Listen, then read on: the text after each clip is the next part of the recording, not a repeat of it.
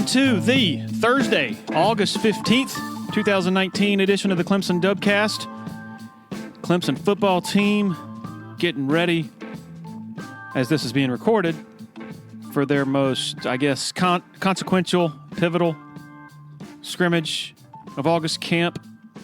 After this, the page turns to game prep for Georgia Tech. Hard to believe it's almost here. Every bit of coverage you could imagine at TigerIllustrated.com.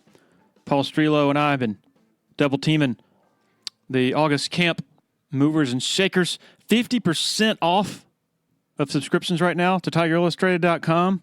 That's half off an already ridiculously cheap price. Now the perfect time to subscribe. In fact, I'm going to go ahead and say I'll pay you the money out of my own pocket.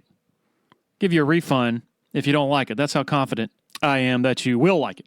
Title sponsor of the Clemson Dubcast, Parham Smith Archenhold Law Firm in downtown Greenville. They have been with us from the very beginning. Blake Smith has been a good friend of mine for years, dating back to the days when he taught a law class at Clemson with Terry Don Phillips. Also, Brooke Archenhold, major Clemson fans. The forte of their firm, which is at 15 Washington Park in Greenville, is medical negligence. They represent patients and their families in medical negligence actions. Also handle all sorts of other personal injury litigation. Free consultations, Parham Smith and Archenhold. Give them a call, 864-990-4581, or go to parhamlaw.com. The newest supporter of the Clemson Dubcast and winner of the Clemson Area Chamber of Commerce Business of the Year Award, Founders Federal Credit Union. If you've been to a sporting event in Clemson, you've probably heard about Founders already. They are the official credit union partner of the Clemson Tigers, and all Clemson faculty, staff, and students are eligible for membership, as well as IPTAY members. Matt Gross is a proud Clemson alum and the vice president for the Clemson market for Founders Federal Credit Union. Membership at Founders has many benefits. Great rates on loans and savings products, advice on investments and insurance products, and even a Clemson debit card available for any Founders member with a checking account. Founders Federal Credit Union is federally insured by the NCUA. If you're in Clemson, stop by and see Matt and his staff at 680 Old Greenville Highway, Suite 300, right next to the Walmart Neighborhood Market. Okay, going to get to our interview now with, I just almost called him Matt Money. That's his brother who used to work for Clemson. Mike Money, Assistant AD for Marketing and Game Management for Clemson football and Clemson basketball. A wealth of stories and anecdotes from his long time at Clemson behind the scenes. Really fascinated by the precision, the to-the-second precision that goes into those 4 or 5 hours of those 7 home games every fall. And, of course, we're going to ask Mike about the Red Panda, the amazing Red Panda that you see at the Clemson basketball games. All right, here we go. Enjoy.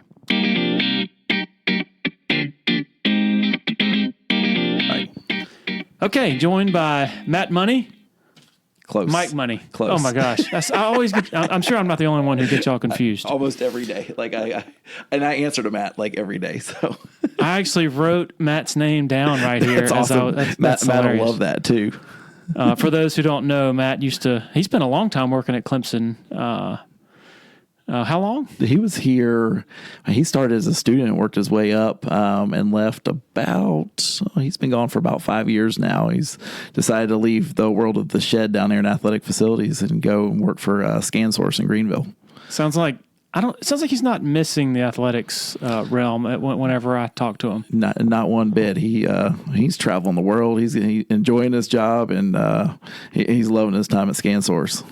Okay, your official title is Assistant AD for Marketing and Game Management, and fan engagement is a big component of that. So you're coming off the big Fan Appreciation Day. We're doing this on a Monday, so you're less than 24 hours removed from that. How did that go?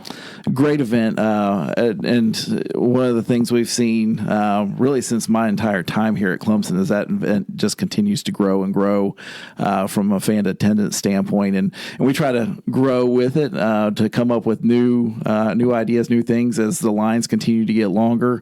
Obviously, wish we had the technology that Disney has to manage lines and things like that. But so like what you saw yesterday is we had opportunities for fans to take pictures with National Championship trophy. Obviously, we always have the Rock Open. We had actually some selfie booths and just some other unique things for fans to do in addition to the autograph lines, because as you can imagine, there's a high demand for certain lines, and we try to manage those as best that we can. But it's fun to see the passion of our fans and how much they want to interact with the players. And it's also fun to see the players how much they appreciate the fans for coming out and how they support them. When does your day start on Fan Appreciation Day? A lot of work leading up to it, first of all, but we're in between 8 and 9 that morning. Obviously, the gates open around 2:30, but most of our setup, honestly, for Fan Day happens probably around Wednesday to Friday, with hopefully being completely set by that Friday, to where Saturday, the football teams are always going to have a scrimmage that Saturday, so we try to be out of the stadium that day and then set and just kind of some final details that we're working on Sunday when we come in. The football program has never not been popular in the Fan Appreciation Day respect. But, I mean, I remember, in the Tommy Bowden era, players and coaches just roll up and a bunch of fans congregate and that's it. I imagine that the last 4 to 5 years it's just taken on a life of its own in terms of just how much sort of flash Dabo Sweeney and on down the line have. Is that right? How different is it? It's extremely different. So it used to be back when we were doing this in the earlier days, it was you'd have one marquee person at most, where maybe we'd put them in like an elevator area and they'd have their own line. Now, with the way our team is, we have so many marquee players, marquee coach. So it's no longer just, all right, well, where are we going to put that one marquee player? It's really, how are we going to manage a team of marquee players? So that's been the biggest transition for us, is trying to create organized process for handling the different marquee players. This year, for example, we moved where we had the defensive line last year on the Northwest Plaza and put the wide receivers there, just knowing that our two biggest lines outside of Coach Sweeney are going to be the quarterback's line and the wide receivers line. So each year we're trying to evaluate that. In fact, we'll get together here in another couple of days as a staff and say, all right, how can we get better with what we did with Fan Day? What do we want to change for next year? Just to make it as fun a process for the fans as it can be, knowing that you're going to be waiting in line and knowing it's going to be 100 degrees outside too. But how can we make it the most efficient and fun day for fans that are coming to this event? I read, I think last week, Georgia had its Fan Appreciation Day, and it was an hour. That's it. Mm-hmm. And I think there was probably some grumbling over that short amount of time. You guys have 2.5 hours, and I'm guessing that Dabo plays a role in that accessibility and giving most people a chance to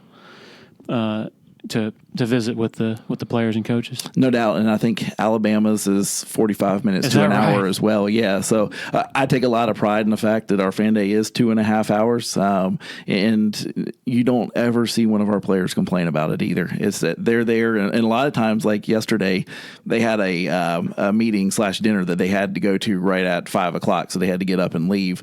And while we don't like being the bad guy, that's our role. It's not to make the players have to get up and walk away from people. So you can tell when they're still signing and we hit a deadline and we say, guys, you've got to go because you got to go to this meeting. Like, none of them are like, yay, let me get out of here. It's like, oh, let me keep signing for this last group that's coming through here or whatever it may be. So it's fun to see us not only have a good extended period of time for them to sign, but for the players never to ever complain about, man, I've got to do this for 2.5 hours, because it's fun for them. And even if it's not, they don't ever act like that. So it's cool to see that.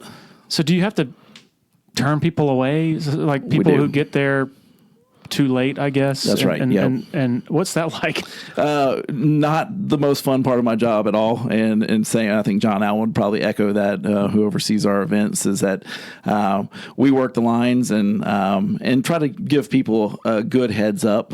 For example, yesterday we cut off the quarterback line an hour before fan day ended. So told folks that we kind of had made a determination that in the tent, it was going to be about an hour to go all the way through all the bike rack that we had set up. So everyone else that had not even reached the tent at that point, we had to cut that line off. And while we had been working that line and giving people a heads up, as you can imagine, people still weren't thrilled with that happening.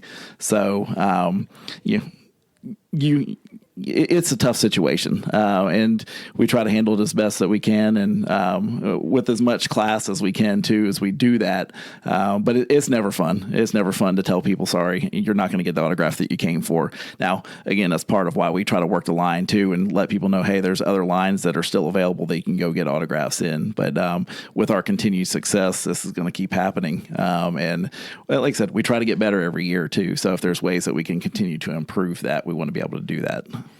All right, let's talk about you some, like your background, Sure. how you got to Clemson. I know you're a Clemson grad, but talk about your route to the position you're in now. Sure. So I grew up in a small town just outside of Asheville, North Carolina, called Fletcher, and my dad was a Clemson grad, so I always had a dream of coming to Clemson, and came here in 1996 and graduated with a degree in business management. Knew I wanted to work in sports, but wasn't sure what I wanted to do. Kind of blindly walked into Bobby Robinson's office one day and asked him if I could have a job. And of course he said no. But he asked if I thought about grad school, which I had. And we started looking at some programs, and he offered me a graduate assistant position, really kind of sight unseen. The only thing he even knew about me was who my brother was, who happened to be working at the athletic department at the time. So really took a leap, trusting me just to offer me a GA position. I got assigned to the marketing promotions area. So I did that for 2 years as a GA and just fell in love with it and said, hey, this is what I want to do for a career. So happened to be fortunate that we were hosting a baseball regional that year, and we were playing East Carolina University, a position that just opened up at East Carolina. So some of the folks that we had met kind of went to bat for me and got me into the interview process, and like to think I sold myself a little bit after that, and got on board working at East Carolina as the assistant director of marketing there. Stayed about 5 years there, worked my way up to director of marketing, and then Clemson called and asked if I wanted to come back, and which was ultimately my goal when I left here. So I didn't hesitate to say yes and jump back here, and that was right at the end of 2006. Oliver Purnell was our basketball coach at the time, and there was a commitment from Clemson Athletics to really improve that basketball game day atmosphere and show Oliver that we're committed to the basketball program. So that was kind of my first job when I got here, was just, hey, solely focus on basketball. So that was a lot of fun. Was able to kind of do what I wanted to with the basketball program from an atmosphere standpoint. A lot of the changes that I put into play there still happen today. So it's neat, and we continue to try to continue to make that a good, fun atmosphere. Obviously, when Littlejohn got renovated, it allowed us to do even more there. But that was a really fun opportunity for me. One, to come back to my alma mater, but two, to kind of have like a blank canvas to really work with from a basketball standpoint. From there, kind of other opportunities that opened up for me here, and I was able to move my way up to assistant athletic director for marketing, and now basically manage the marketing and game day atmosphere for all of our sports, but particularly hands-on with football and men's basketball. So you were at ECU when Stockstill Rick Stockstill was there, I guess. Yeah, Stock's my boy. I was thrilled whenever he came in there. Obviously, we didn't have a lot of really good football years when I was at East Carolina, but it was great when he was there. Worked through 3 different head coaches while I was there, but was thrilled to be able to work with Stock, and then got to know Skip really well too, Skip Holtz, and he is a great dude. Mm. He really is. He's. I don't know his dad, but he doesn't seem anything like his dad, to be honest.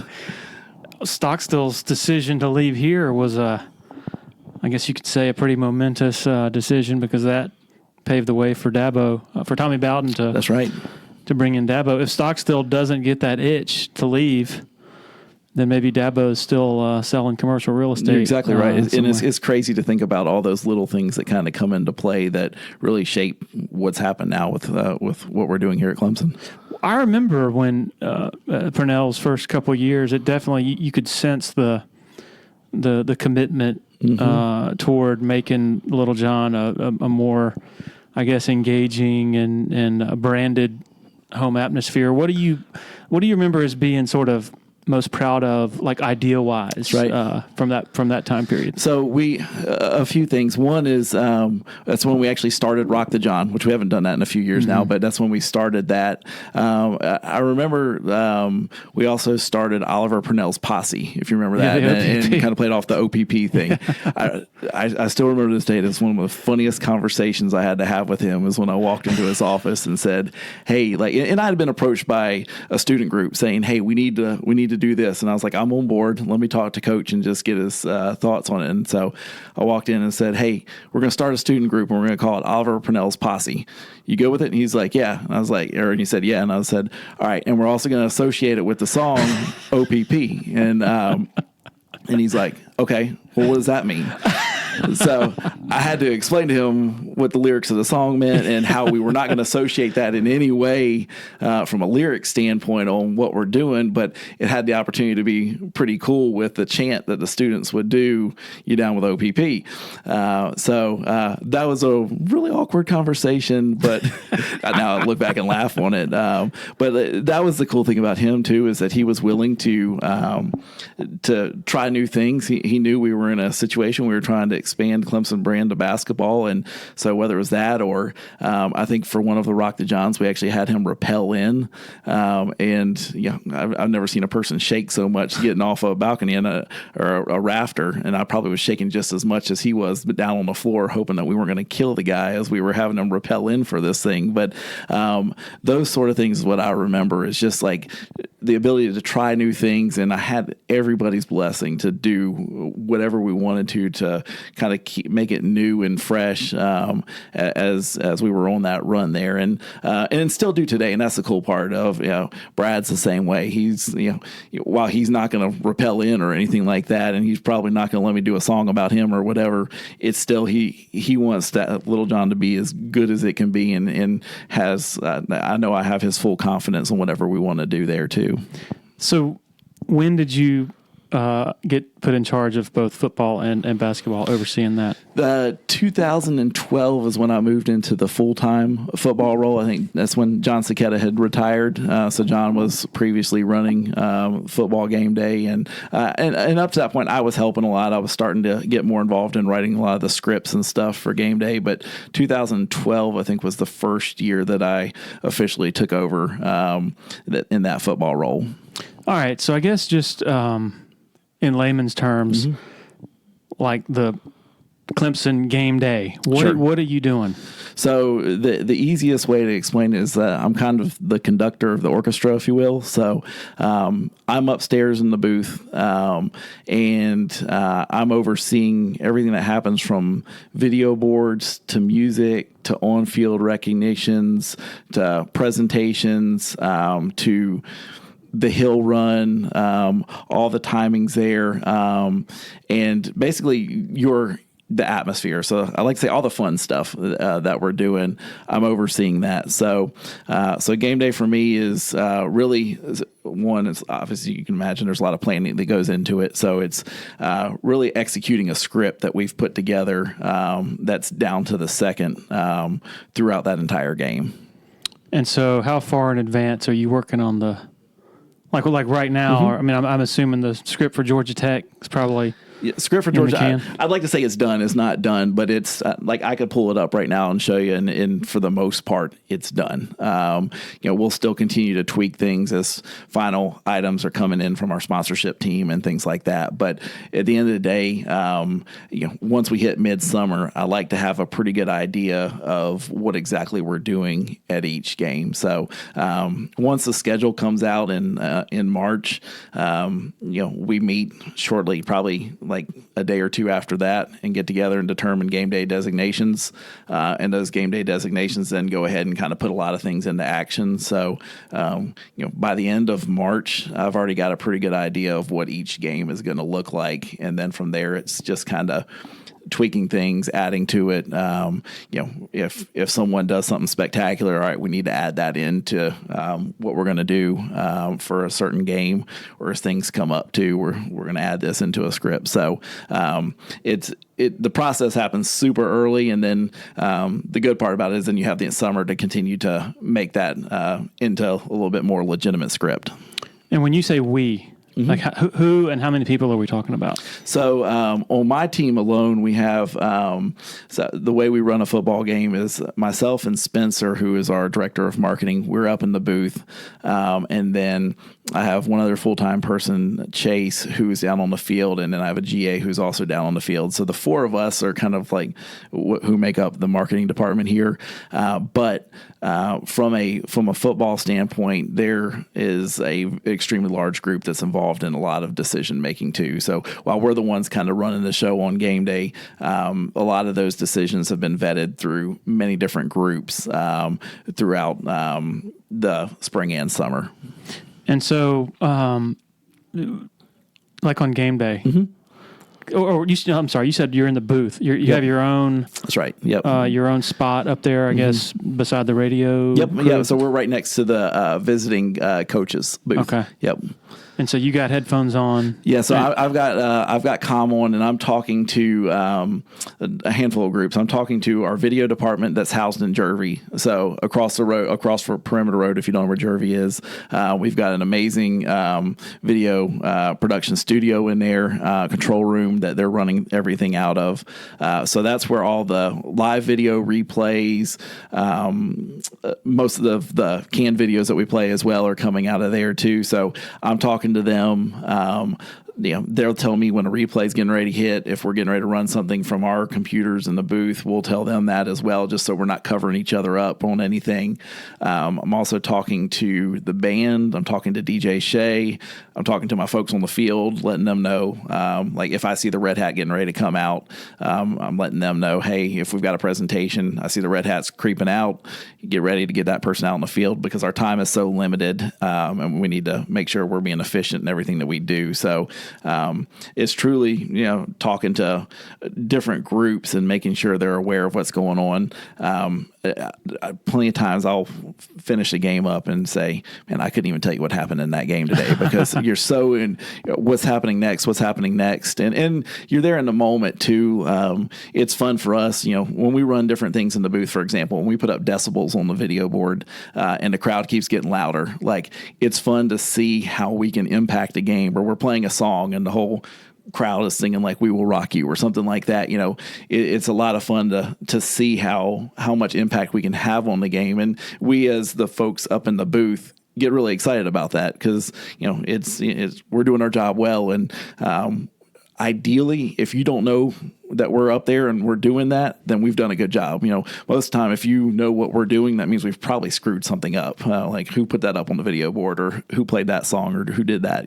So for us, it's especially most of the people up there are Clemson grads too. So it's a lot of fun to see how we can impact the game in a positive way.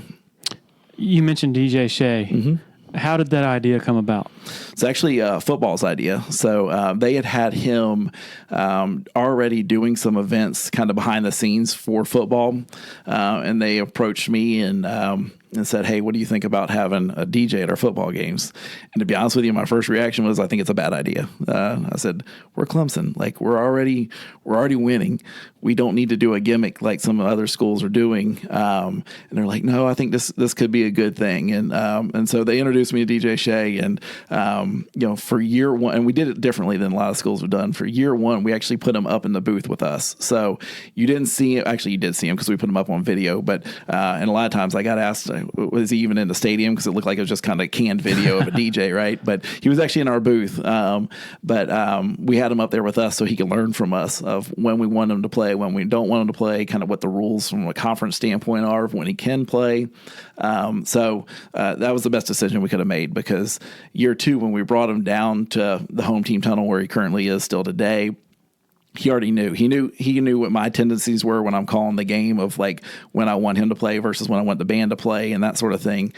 So even though there's a person on comm standing with him that we're talking to, he already kind of knows, and he knows what songs I might be calling for. Even though I let him choose most of his songs from time to time, I'll have a specific request that I'll ask him to play or something like that. And so I mesh really well with him now, and having him up there from a learning experience in that first year was huge for us. And in fact, I have other schools that'll reach out and ask advice on adding a DJ or whatever. And that's the first thing I tell them is, don't go all out in year 1. Have that person learn from you, but you also have to have the right person. And Shay he's just a good dude. Like he's it's not all about DJ Shay. It's bigger. It's about the program, and you don't always find someone like that. So for us, having someone like him it's a win-win.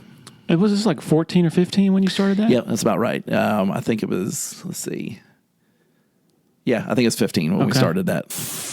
Over the 10 or so months we've been doing the Dubcast, we've developed a great relationship with the folks over at the Abernathy Boutique Hotel. In addition to being a great meeting spot for our interviews we conduct with local personalities, it's also a fantastic place to stay. The Abernathy is rolling out a loyalty savings program for 2019. After your 3rd stay, you'll automatically be rewarded with an exclusive offer. It can be applied to future reservations for the remainder of the year. 15% off rooms, 15% off food and beverage at Taps Bar and Cafe. Learn more at theabernathy.com. Quick word about Uptown Realty LLC, headed up by Patrick Enzer, former sports writer who decided to get into the real estate game. Uptown Realty, locally owned and operated out of Sumter, but they serve the Eastern Midlands and PD area with the buying and selling of homes, commercial properties, and land. They also offer affordable new housing in the mid-130,000s from a local custom builder. Patrick is the sole owner and broker in charge. Grew up in Anderson, going to Clemson games, been in Sumter for 15 years, loyal Tiger Illustrated subscriber, loyal Dubcast listener. Website is uptownrealtysc.com. And you mentioned the marching band. I mean, you have a huge band. That's right. Tradition holds that they play almost all the music. How hard is that to sort of balance the two? It can be a challenge. So, and one of the things that I tell my people that work for me too is that you can never, ever keep everyone happy when it comes to music. Everyone's taste in music is completely different. So that's where I try to get a really good balance between the two.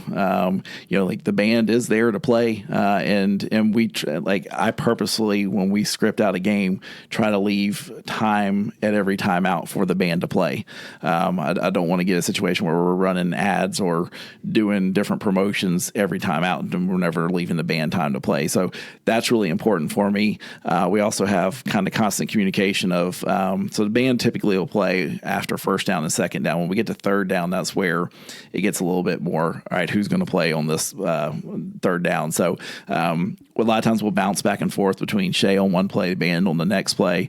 But again, it's communication. So Tim Hurlbert in the band, who's the assistant band director, wears a headset, and we're constantly communicating to each other, right, who's next, band or Shay? Just the worst thing we have happen is have both of them play, and then it just makes us look bad and doesn't sound good too. So that constant communication is what's important. But it is not that I'm trying to make both happy, but I am trying to find a medium balance there that's best for the game atmosphere and for the players too. And recruits, yeah. And there's a reason that DJ Shay's right there where he is as well. So it's, it's great for recruits to be able to walk right next to him and see that, and see what kind of atmosphere that they're going to be walking into if they were to come play here at Clemson. I mean, I'm just thinking off the top of my head, 10 years ago, 8 years ago, most of the music, the non-marching band music that played is probably country music, beach music, that's things right. like that, and stuff for the, the old school fans. And now it's gone heavily in another direction, right. where it's more, hip or modern or whatever, That's right. and like you said, to reflect the interests of the players and the recruits. Is that a fair? It is a fair statement, and I think the other thing though that we do ask Shay is to still keep in mind of the other genres of music to play, because obviously, like I said, everybody's taste in music's different. Everybody that wants to hear something is going to be different than the person sitting next to them. So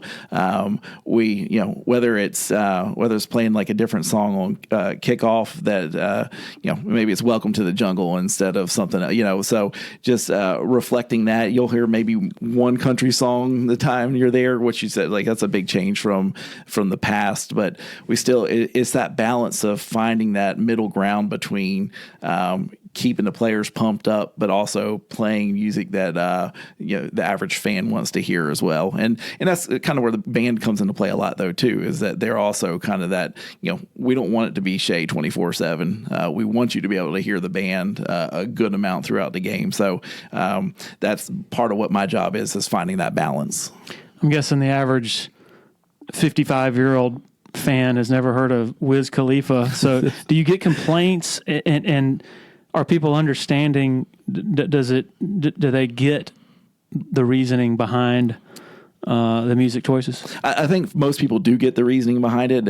Some will express, and I think we've done a good job of opening up lines of communication to fans through fan feedback emails that we have for them, or through like the sofa board group that we have. But yeah, occasionally, it's not bad, but occasionally we'll get people that write in and say, hey, like, I don't want to listen to this. And I'll explain kind of what our philosophy is. And we do go heavier on the players' music as they're warming up from that 60-minute mark down to when they leave at about the 29-minute mark on the clock. But also, if we had one guy write in last year, I want to hear more, I can't remember what genre of music it was. But yeah, so I told Shay, I was like, hey, there's been a request just for a little bit more lean that way. And we played one or two songs in that genre, and he wrote back next week, thanks so much. You made me happy, and not that we can do that for every fan, but I think it's good for us to sometimes check ourselves and say, hey, are we too much to one side of playing like that? And if we are, then we maybe need to kind of open the gates back up a little bit and see what we can do there. So it's as I talk with my peers around the country too, is music is one of the hardest, and this sounds stupid, but music is one of the hardest things that we do, just because there's no way to keep everyone happy with it. Clemson football is at the center of the national consciousness now. Yes. But back in 2013 wasn't really the case. That opening showcase before the Georgia game with Brent Musburger and all that, and the cameras on the buses coming around, I guess give some reflections on that. I mean, that was a really big deal in terms of, I guess, sort of setting in motion what we're seeing now in terms of just the branding of Clemson. No doubt. Even just like you mentioned that, it still just kind of gives me chills, because that's one of my favorite moments of working here in Clemson. I remember over the summer that the producer for ESPN ABC had reached out. His name's Bill Bonnell, and said, hey, I want to set that game time as 8:22. And so, I remember sending him an email back and saying, I think you had a misprint on your email. You said 8:22. And he's like, no, 8:22 is what I want. And typically, if we're kicking off at 8 o'clock, it's anywhere from 8:01 to 8:07, as 8:07 even being kind of a little bit of a stretch. But, as a kick time, 8:22 is unheard of or whatever. And so he just wrote back, I've got some things planned. Well, a few weeks later, find out through Rick Bagby, our video guy, of kind of what his plans were. And that was to show the buses going around. And as I heard more about it, I was like, this is so awesome. This is what I wish we could do on a regular basis from a video angle of being able to show the fans, but to be able to show the country how our entrance works, from not just running down the hill, but from the players getting on the bus going all the way around. I was jacked up about it. It was super awesome. And then once they said Musburger was doing it, I remember reaching out and said, hey, is there a way that I can get Musburger to kind of do his coin phrase, to pre-record it so I can play it in the stadium too, just since he's there, and that might be the last time that he's going to call one of our games to be able to say that. And Bill from ABC, we said, well, let's do it one better. Let's just have him do it live, both in the stadium and on the broadcast. And I said, well, I'm all for that. I said, what won't work though is that we we have a video that's leading up to it that's going to play, and I just don't think my timing is going to work with your timing. He's like, no, it's okay. I'll do whatever you want to do. Wow. And I'm like, that kind of blew me away that they're willing to do that. So the coolest part is that game, as the team rolled up to the rock, and we had just finished the video, I had two headsets on, and one to my normal crew, as I'm calling it, but I had a second one to the ESPN crew and Brent Musburger, and I actually cued him on when to actually say, and now for the most exciting 25 seconds in college football, or whatever the actual wording that he said there, but I cued him on that, and that was a thrill for me. Just the one that, like I said, ABC, ESPN were willing to let me do that, but two, that it happened and timed out perfectly. The only thing is, if you watch that video, and like I said, I watched it over and over again and still just get chills watching it, there's a slight little squelches that we brought up the audio from the TV crew, and that was the only thing that wasn't perfect about that. Really? Yeah, it almost sounds like the bus brakes whenever you listen to it. So it's unless you're really listening to it and trying to make sure everything was perfect like I was that day, that's the only thing that happened that day that wasn't perfect. But for him to say that, and then the team came down, and even just the subtle thing that he said is even Georgia wanted to get a peek, with Georgia being down there, and obviously they weren't down there just to get a peek; they were down there to try to intimidate. But how he handled that, and then I oversee the fireworks and everything else that happens, and just the perfect angle of the camera looking up at the fireworks at the bottom of the hill, just everything about that video clip. It's about a 7-minute video clip, is just about perfect and shows our game day better than anybody's. When you're doing something special like that, and that requires sort of special access to the team, whose job is it to work with the head coach and sort of get not permission, but to sort of bounce it off of him? Is it the TV, or is it you? Yeah, it's a combination of TV and I would say our communication staff as well. So in that instance, Tim Beret was involved, but probably more so Rick Bagby's crew as the one. Rick being the liaison with TV. Once, like I said, Bill kind of shared, here's my vision for this. Then Rick would take that to Coach Sweeney and say, hey, Coach, here's kind of what ESPN wants to do. What are you up for, and that sort of thing. So it's for me, it was, hey, can I make sure and get this feed? Because I want to be able to show this inside the stadium too, because I want our fans to be able to see in the stadium what everyone else is seeing at home as well. So I think that's what was really cool and special for me, is that, we got to see it too, but then the entire world got to see what happens. But our fans don't know what's going on for the most part around the stadium unless you're out there while it's happening too. So to be able to see that angle was pretty cool. Almost all the great panoramic shots of Death Valley, especially at night, involve those fireworks. That's right. When did those start, and who came up with that idea? So that was in I think 2013.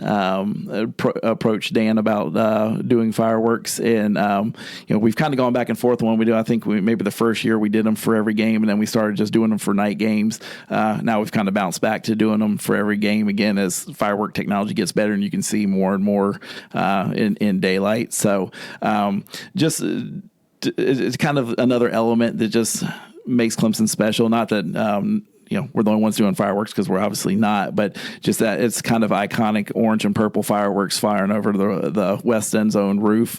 It kind of has a special look to it. There is, especially as a team has taken the field, so you're taking your attention from the hill as they're running, and then looking up there as right at the end as we get done spelling out Clemson. And then obviously carrying that into the game and shooting during the game as well. This is the first time it's ever occurred to me, where are those fireworks shot off? Who's doing doing it all? I mean, I'm sure that's a process in its own right. Yep. Oddly enough, so our trigger, we have different triggers on things that I think people probably find comical. But with the fireworks, they know not to fire. It's not when they see the referee put his hands up for touchdown. They know don't fire until they see touchdown on the ribbon boards, because we're making the call on the booth to put up touchdown on the ribbon boards. So before we do it, we're all scanning the field for flags, because the worst thing that can happen is us shoot off fireworks on what we think's a touchdown, and then it gets called back. If you remember, I don't remember the year, but Sammy Watkins caught a long touchdown pass. We shot fireworks. the smoke came down to the field, and you could barely even see on the field. Next play, I swear we ran the same play, but threw a long touchdown pass to Sammy, and he was running through the smoke, and I'm like, oh man, if he drops this pass, this is probably on me. And so I was praying he would catch it, and he caught it, another touchdown or whatever, which was awesome because he went from that basically clear play through the smoke, and so we shot him again. But we remind our fireworks guys that, hey, don't shoot them until you see us put that up on the board. So unless the referee's throwing a late flag, they should be waiting. Where are the fireworks guys located? They're up on top of the roof of the west end zone. Okay. So they've got 3 different firing spots up there. We have some communication with them, not a lot. Like, we trust those guys that they know what they're doing now, and they've gotten good at it. We've last year we added a new location on the east side for the team entrance. It's actually right in front of the power plant. So you see the 2 smokestacks, the parking lot down there. They'll shoot those, and we'll do that again this year for night games too. So when the team comes down the hill for Georgia Tech, we'll shoot from back there, and then that'll be the only time we shoot from back there. Then everything else will transition back to the west end zone again. If you guys put up 77 points, how expensive is that in fireworks? Any idea? Our fireworks actually don't change, but we have run out before. I cannot remember the game, but I remember getting a call from our fireworks guy and said, sorry, Mike, but we're done. I was like, what do you mean you're done? And he's like, we have nothing left. And I was like, you know what? I'm just going to call that a good day. So it's like a flat fee. It is for their service. It's a per game fee. It is, and they bring product per game. So like if we don't use all of it, it'll carry it over as well. So for us to run out, it has to be a good amount of shooting because most likely they've carried over some product from another game too. So they're shooting everything that they can shoot. Was it Louisville last year? It wasn't last year. This was probably 3 years ago that we truly ran out. We've had a couple other games, and I think Louisville being one of them, where they said we're about there, just to give, because they try to give me a heads up too if they're going to be in that situation. But there was one game where we actually went past it and just stopped shooting. All right, let's go through your game week, starting Monday morning. So Monday morning, I like to have pretty much the entire script locked down. I like to have everything sent out to university key leaders for all the meetings that are starting that week. So most importantly, so like that Sunday night is I'm kind of taking bits and pieces out of the script, emailing those out to Dan as he goes to meetings on campus and some other folks as well that are going to different meetings. So Sunday night's kind of where that game week really starts for me. And then Monday we'll meet kind of as a marketing staff here to kind of go over any loose ends. And then Tuesday and Wednesday are really kind of our bigger meetings. So Tuesday we have an external meeting where I share a lot of information on what's going to take place. But then Wednesday we have John Allen has his football game management meeting first. But then after that I have a game production meeting that takes place. So we're meeting with our video crew. We're meeting with the band. We're meeting with the cheerleaders.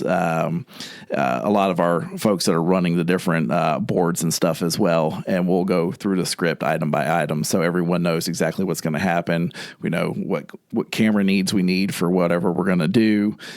Just want to make sure there's no surprises. Want to make sure all of our elements from graphics to videos and everything are in. And if there's something that's changed from week to week, we'll talk through that as well.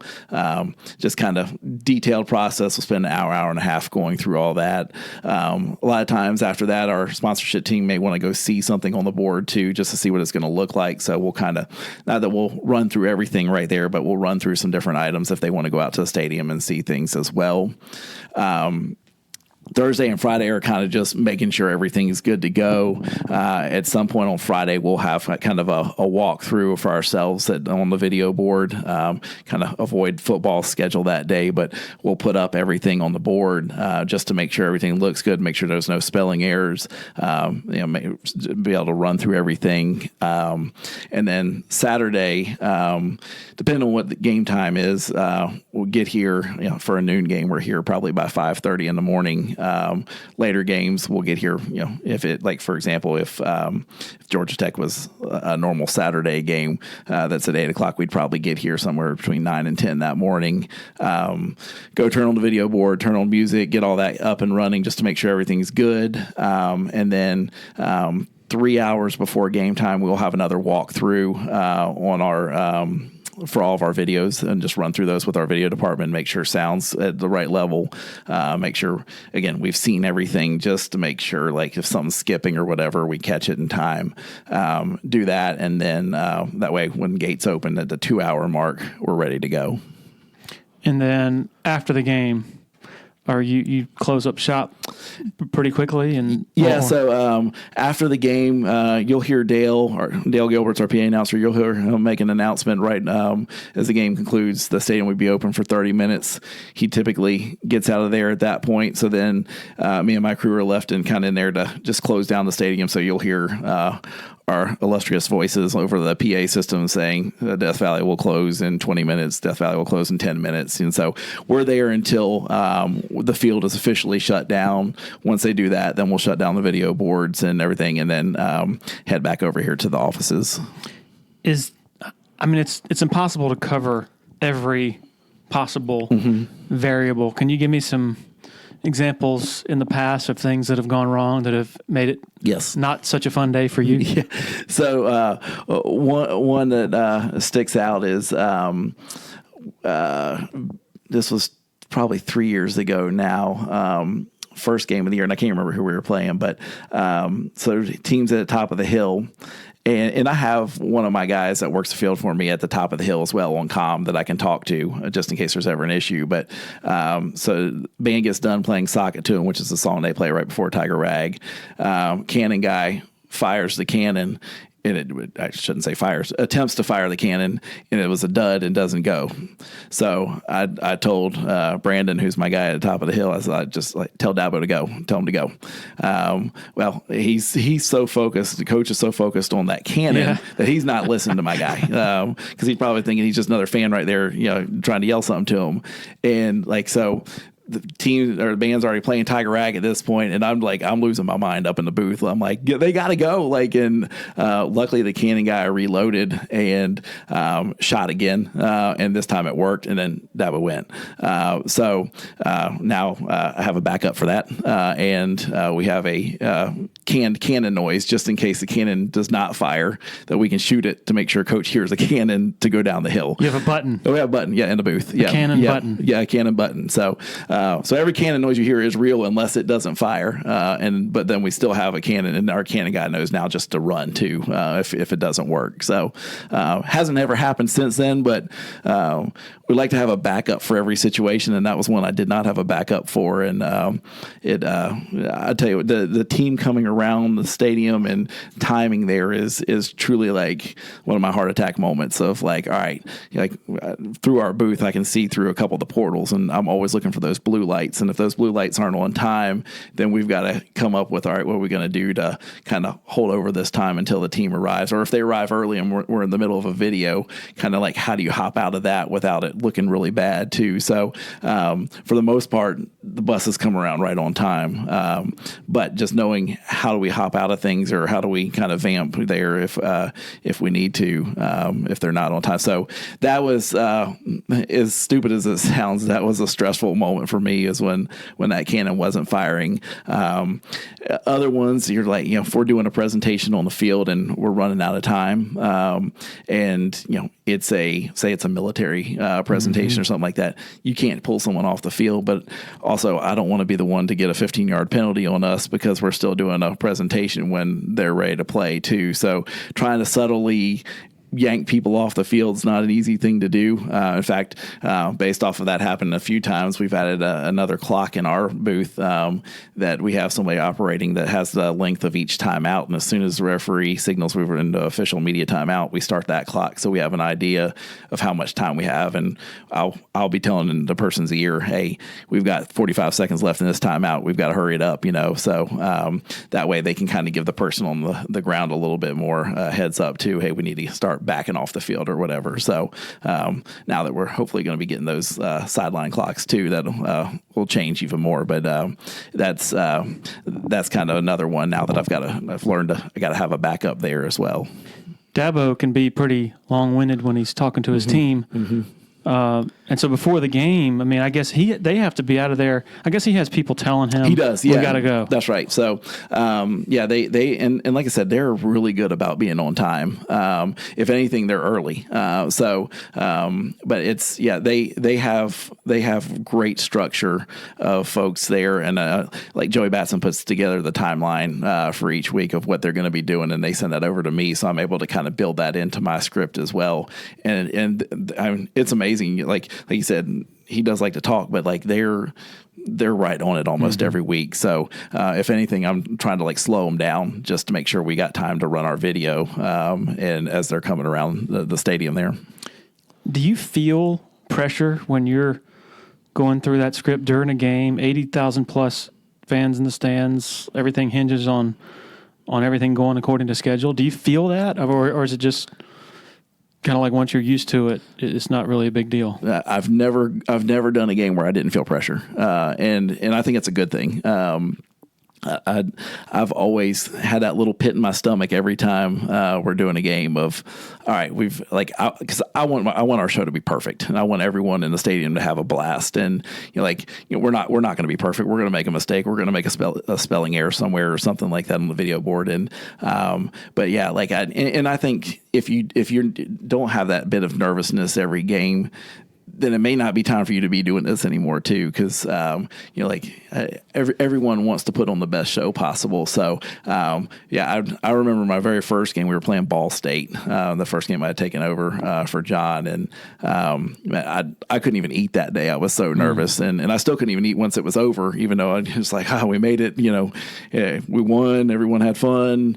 I didn't screw anything up, but just how nervous I was. I think the next day I was finally able to eat. For the first time, but yeah, and it's not like that anymore. But there's still that that pit of nervousness every game of like, all right, I know we've done everything we need to do to plan out this game, but you hope everything is going to go to plan, and if it doesn't, you hope your backup plans are in place to get you through that. There's so many times that I'll go home and my wife's like, how'd it go today? I'm like, man, we had a horrible show, and she's like, well, what went wrong? And there's nothing the public would even see or notice that went wrong, but things that we kind of patched up behind the scenes to make happen or whatever. And so that to me, that's still a good day. Even though I'll go home and say it's a bad day, it's still a good day when you can't notice as a fan that we had issues behind the scenes and we were able to work through those. What are some examples of that type of thing? So one of the biggest ones when we lose comm. So communication is so important to us. And if I'm trying to, the season that we had a lot of rain, it'll wipe out comm in a heartbeat. And trying to have those conversations of, all right, bring Danny Ford out onto the field to be recognized, and I can't get anybody to hear what I'm saying, and they can't bring him out onto the field because they didn't know, even though their script says it, they're still waiting for me to make that call. And so I'm trying to pick up a cell phone and call down and get somebody to answer, and frustrating things like that, just little things. If our video board technology isn't working like it's supposed to, how do we go about trying to still display stuff, because we've got sponsors paying a whole lot of money to have their logos and stuff up on the screen, but if we, for example, last year, the 40-second clocks stopped working. And we were before the game, and they were coming back on, not working. And I have a Daktronics person who is our scoreboard and video board company. I had him on site, and he was working on an issue that was delicate, and he's like, it may or may not work. I can't guarantee it's going to work. So we then had to flip our 40-second clocks to our ribbon boards right below the main East video board there, and ran them from there. Well, again, we have sponsors paying good money to have their logos and stuff on that space. So, how fans probably hardly even noticed that like the 40-second clocks, the normal clocks didn't work, and we put them down there. But then had to have the conversation with our sponsorship team. Hey, like the most important thing is that we have a clock for this game, and they were really good working with us through that, and we figured out some ways to kind of bonus some of those sponsors, some other things there too. But just little things like that like you're able to kind of fix behind the scenes that creates a ton of stress for us, but folks hopefully don't even notice it. Is it hard for you to sleep both the night before a game and then the night of a game, particularly a night game, when you're still sort of buzzing when you get home? Yeah, I think it drives my wife nuts. I'll come home and start rewatching the game. And even it may be 1 o'clock before I get home, but I can never go to sleep once I get home, especially after a bigger game. But for the most part, after any game, just because hopefully it's been a good game and we've done a good job, and you kind of on a high after that game, and you get home and all right, what would that look like on TV? Let's check it out, and so I'll stay up for another few hours, just kind of fast forwarding through the game, watching different parts or whatever, and sometimes it's actually seeing what happened in the game. Because, like I said, sometimes you're so into the script that you don't even see what's going on. But for sure, I can never come home and just go straight to sleep.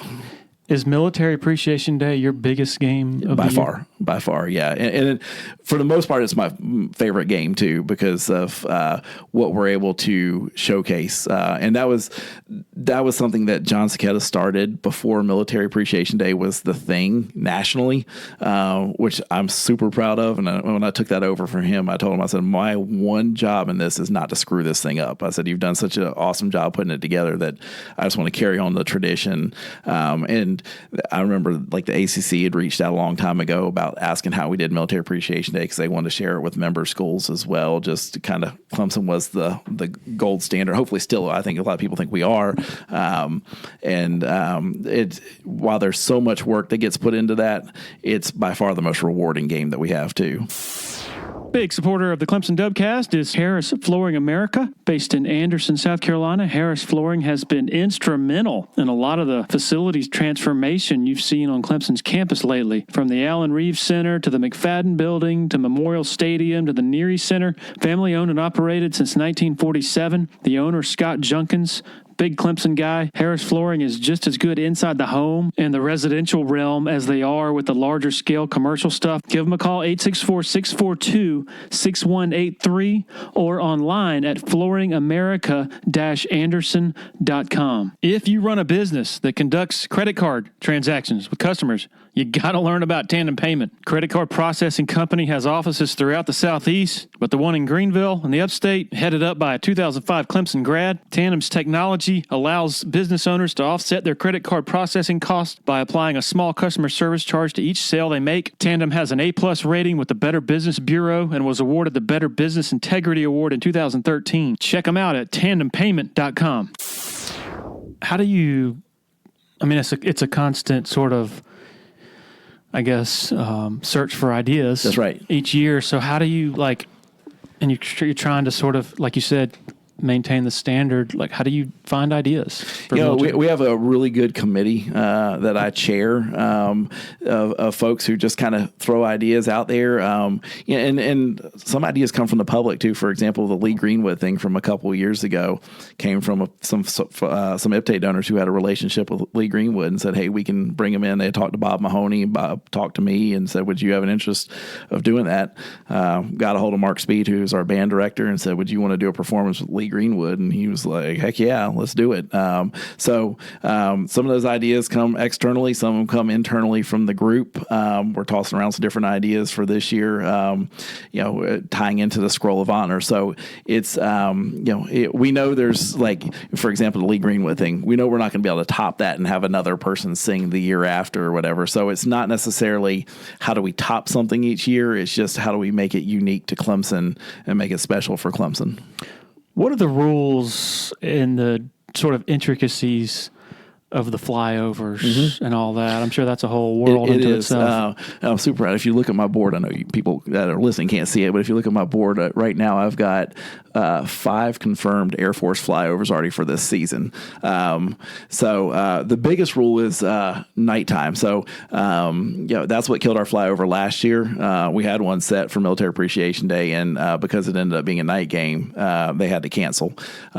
Right now, knock on wood, the Georgia Tech game, I have a couple planes going to fly over for that sunset for Georgia Tech's 8:02. As long as the game time gets announced somewhere between 8:07 and earlier, I'm in good shape because I'll beat sunset by about 10 to 15 minutes. And so it should be good. So that's the hardest part for me, is just not knowing when the games are going to be.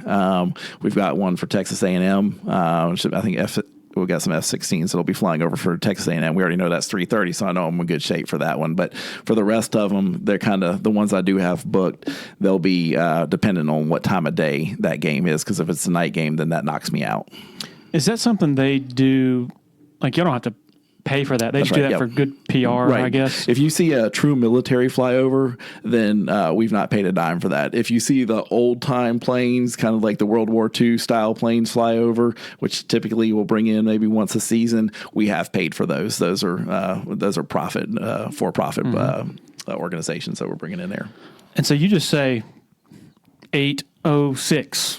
Oh, more detailed than that. 8:06:35. Okay. Yeah.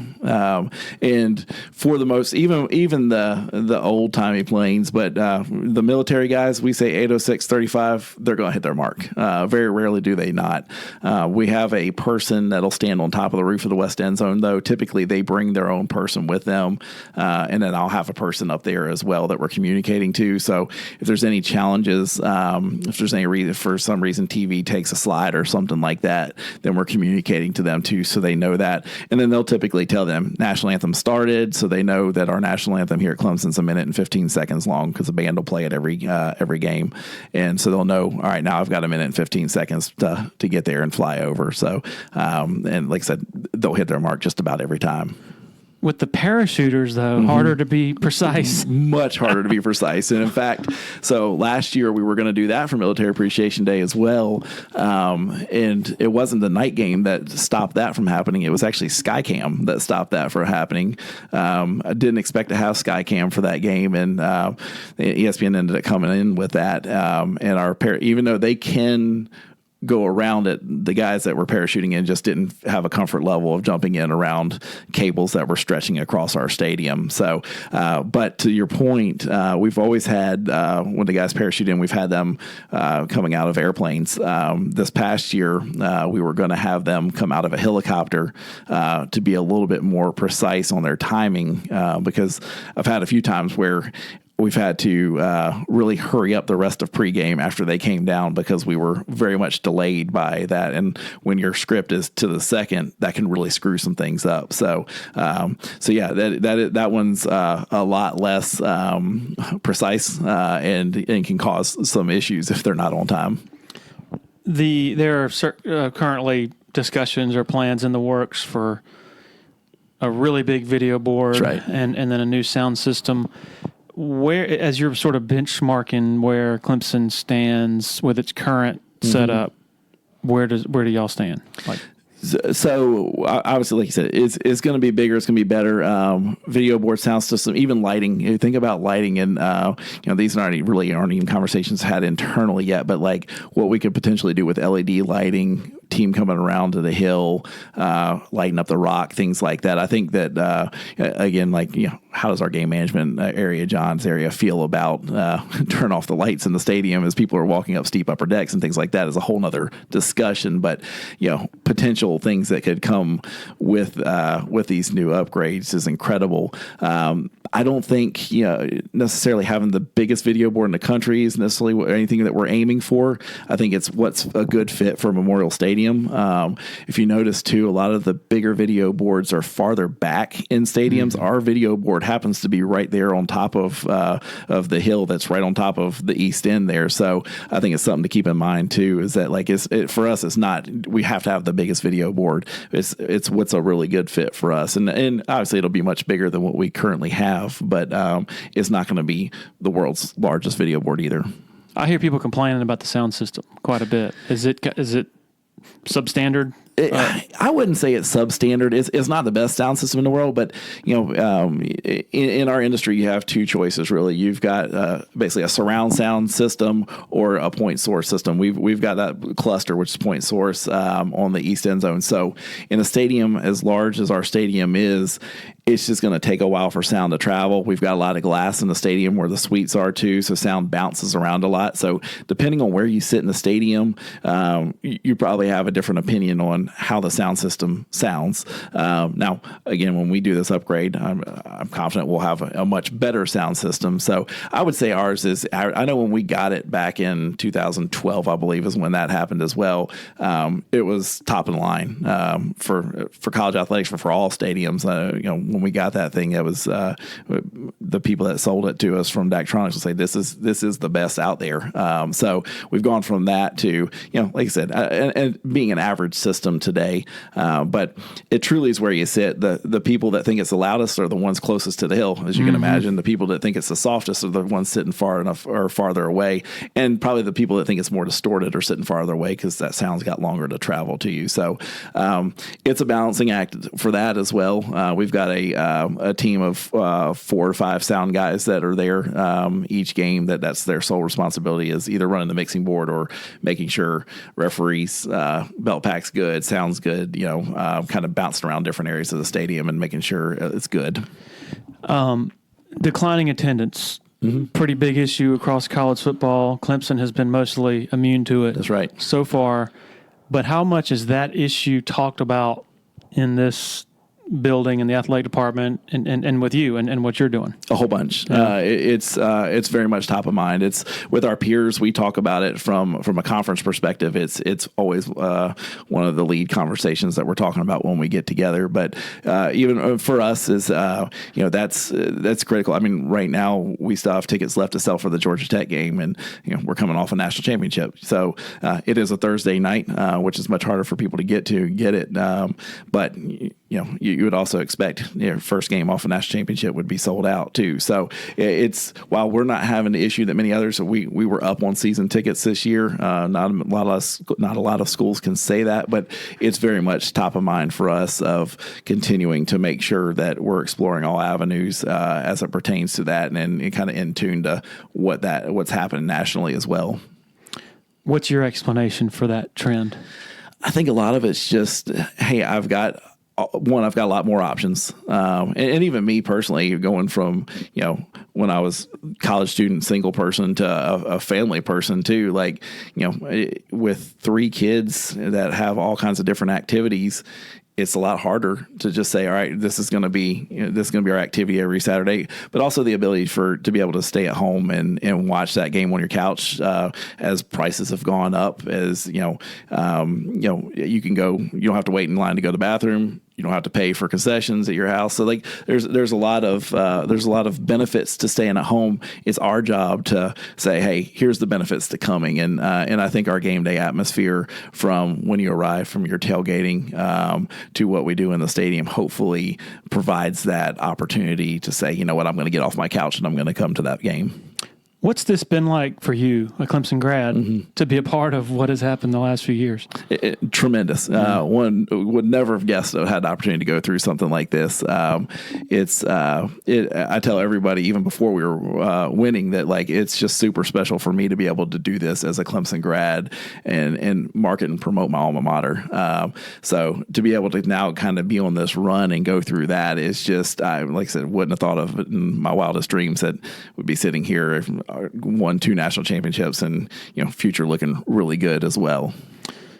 I got to ask you, the Red Panda? Am I getting Red Panda? The woman who balances all the bowls on her head.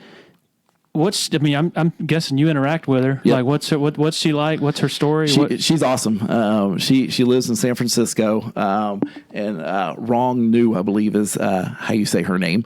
But she goes by Red Panda, obviously. She is one of the sweetest ladies you'll meet. She genuinely cares about her craft. She wants to make people happy. That's what she lives for. A couple years ago when she came here and dropped the bowls, like just crushed, absolutely crushed. Her manager reached out the next day too and just like kind of echoed like, hey, she's so like disappointed. And never once did she say, hey, I'm using a different unicycle, that my unicycle had gotten stolen. That whole story that I think a lot of people know about. Oh, I didn't know that. Yeah. So I think ESPN did a whole documentary on it, but her unicycle had gotten stolen right before she had come to Clemson. Somebody had just picked it up at the airport and walked away with it out back in San Francisco. And so she was using like a borrowed unicycle that she wasn't comfortable with, and ended up dropping a good amount of bowls, and never once like said to me or my staff like, hey, like, this is my excuse or whatever. It was just like, I'm so embarrassed. I'm so sorry or whatever. And the type of person she is, she's like, and in this industry, you'll have some halftime performers that are a little bit more about themselves and harder to deal with. But she is just the sweetest lady that you can meet, and loves coming to Clemson. Wasn't able to bring her back last year. Our schedules just never meshed. But hopefully this coming season I'll have her back because I want her to be able to perform again and be able to nail her routine once again. What's the process like for booking not just her, but all of those basketball, all that entertainment? Like, how far in advance do you have to do it? What channels do you go through? Sure. So most of them have managers, and so I'll work through them. But once our schedule comes out, which our basketball schedule hopefully will be released at the end of this month, then we start looking at dates and kind of what matches up with people's availability. Red Panda, I try to put that on a game that because people actually will buy tickets to come see her. So I'll put that on a game that we may need a little more help for selling tickets. But then it's kind of just looking at what different folks have available. We'll look at our budget too and say, all right, this year we're going to bring in say 5 acts like that are kind of the bigger time acts.